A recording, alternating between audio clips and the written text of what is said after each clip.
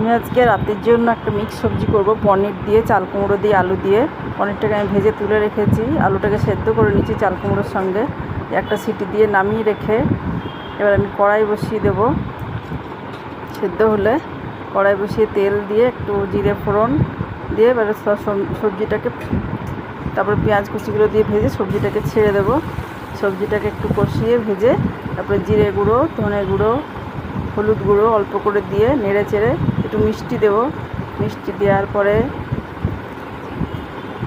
একটুখানি আমি কাশ্মীরি মির্চও দেবো। কাশ্মীরি মির্চ দিয়ে ভালো করে কষিয়ে নিয়ে জল ঢেলে দেবো। জল ঢেলে দিয়ে একটু চাপা দিয়ে দেখবো তরকারিটা ফুটে এসে, তখন পনিরগুলো ছেড়ে দিলাম।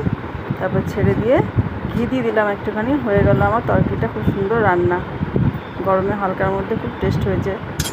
তারপরে মেয়েটাকে আমি ভাতের সঙ্গে এটাকে দিয়ে দিলাম। মেয়েটা বললো